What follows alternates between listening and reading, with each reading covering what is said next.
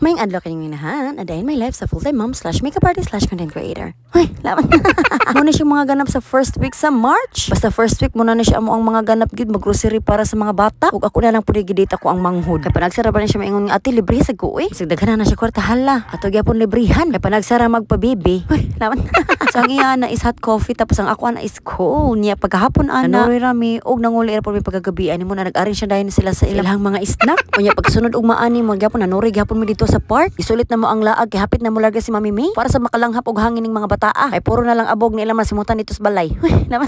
Pagka Monday morning ani sa March 2, mo na ako naghato diri ako anak kay magbayad na ko sa iyahang mga bayron nun dito sa eskwelahan mo nang niuban ko. Kay para inigting clearance gamay na lang ako bayron nun. So pag-abot mo diri sa eskwelahan may gani kay sayo-sayo mi. So pag dumali na mo wala na ako mugas iyang kamot pag human kaon kaganihan. Time pag humana mo din ni Bell naman di ay sumo nating soda nila alauna na. Mo nang nanangin ako din ha nga mo balik ko niya unya. Og ako na siya gisugo ihatag iyang librong to ni teacher. So bilib na ko jud niya kay di na gid siya mo hilak kada hatod nako. Dili na pareha sa una nga moyagak gitan og ako ipabilin. Medyo dako na gud ang improvement no. So kad nga eskwela ba. Sakto rin ipaskwela na ko siya karon nga year no. Kay mas dagan no ang learnings. Pag-abot ako diri sa tindahan ni mama na diri si Ma'am Weng. Ako ang teacher pag grade 2. Pag humana ko bantay dito sa tindahan ni mama ni balik ko diri sa eskwelahan ni Fronan kay para ako na siya kuhaon. Kay gingon siya teacher 3 days daw ko no slaway klase. So mo nang dagan-dagan ni pa doon sa Save More kay ako siya tagaan og ice cream. Og sa dihang naumon. Excited man lagi mo kaon. Basta ice cream lagi way sakit. Og nakikita mo nga na ipapil na iyang kamot mo nagiingon silang teacher nga wa sa klase 3 days. Kay diri magiheld lagi bye ang Ivra. So dito naka-pesto ang sipagtakra sa likod sa eskwelahan sa kong anak. Nya madisturbo mga bata. So wa sa klase 3 days. Barang lipayan na ako ana. So mo na nakapa ice cream ko niya. Kay makarelax mi sigatod hatod ani niya. Kada next day anin chat na ko sa ati inahan puliya. Kay paatod ako ng bata sa center kay timbang na kuno og ihay. Time po nga naami lakaw karon kay mutan-aw lagi kog duwa sa taekwondo. So mo nang ako sa lagilisan dinian tak na sa alas 8 nang lakaw na mi ani. Naghuwat mi og pedicab kay magsakay mi diri padong center. Kay unahan pa masamo nya init man kayo gibaktak. So pag-abot mo diri timbang na dayon si Fronan tapos si Freya. Para sa mga kuan ana baboy nga gitimbang ba. Uy, naman.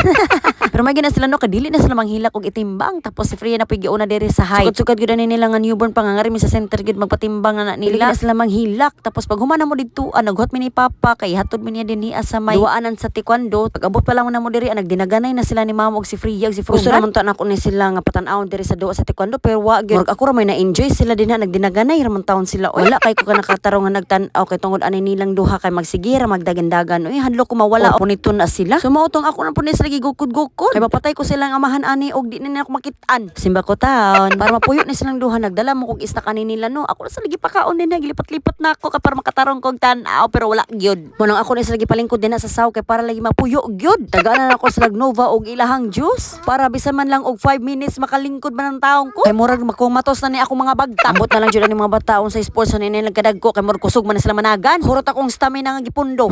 Laban. Unya na kinumdum ko nga naa man diri si Yena ako kauban sa una sa taekwondo. Karon coach siya sa Tacloban no. Ipadayon gihapon si coach Yena. Kay dugay ra man taning taekwondo no. So daghan na tay mga ka-teammates aning aton na uban. Mo nang perti na kung gakusanan niya kay sa una Ivra kami may kauban. So mao nang nagdugay jud taon mi dinhi kay gusto ko nga magkita sa mini o sa mi manglakaw. Kay dugay na mo mi kita ninyo murag dekada na. Mao ba? Hoy, laman. Unya kay gitawag naman si coach Yena kay magduwa na dako iyang player. So mo nang nagsing goodbye na mi kay manguli na taon mi kay murag udto na gipanggusla na taon ning mga bataa. Kay ako anak alaki dinhi kay di naman siya gusto mo uli. Uy ganahan mga tumagtamag-tamag sa mat. Gusto man pud siguro mag-taekwondo. Nahalason kung munagko na kadong pilon ta katan-aw na tug makaya nimo. Uy, laman. So see you in my next vlog. Sa maratong mga inahan, salamat sa patanan yung inahan. Laban. Ciao.